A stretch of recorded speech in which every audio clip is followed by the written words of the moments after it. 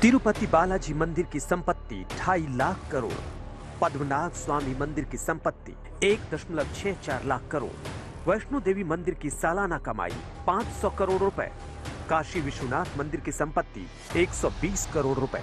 हिंदुस्तान में ऐसे 10 लाख से अधिक मंदिर हैं जो सनातन धर्म से जुड़े हुए हैं। इनकी बेहिसाब संपत्ति है, अथाह कमाई है, करोड़ों भक्त वहां आते हैं, श्रद्धा में दान पुण्य करते हैं। हिंदुस्तान में सिर्फ एक धर्म के धन का दोहन करने की पुरानी परंपरा के खिलाफ अब आवाजें उठने लगी हैं। मध्य प्रदेश की सांसद साध्वी प्रज्ञा सिंह ठाकुर ने वक्फ बोर्ड की तरह अब सनातन बोर्ड बनाने की मांग की है।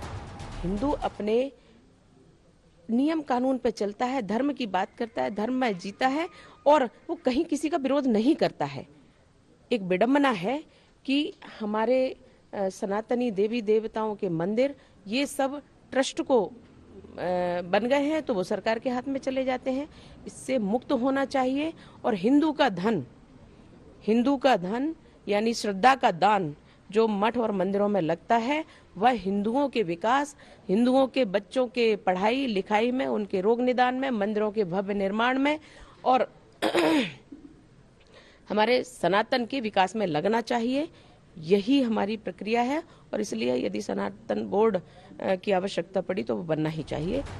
सनातन बोर्ड की मांग उठने के पीछे कई वजह है। सबसे बड़ी वजह यह है कि सरकार सिर्फ सनातन धर्म स्थलों में जमा हो रहे धन का दोहन कर रही है और मंदिरों मठों की लाखों हेक्टेयर जमीन धीरे धीरे सरकार के कब्जे में जा रही है।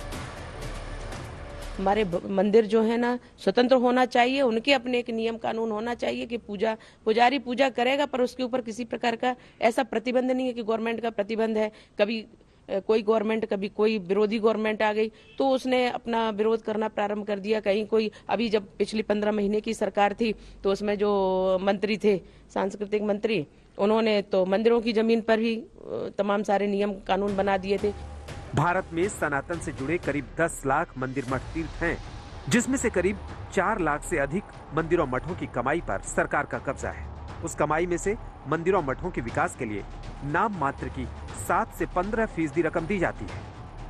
इसीलिए सनातन धर्म के साधु संतों और संस्थाओं की ओर से लगातार ये मांग की जा रही है कि भारत में सनातन बोर्ड का गठन किया जाए, मंदिरों मठों और तीर्थ क्षेत्रों से सरकारी नियंत्रण हटाया जाए, सनातन बोर्ड के अधिकारियों को वक्फ की तरह लोक सेवक का दर्जा दिया जाए।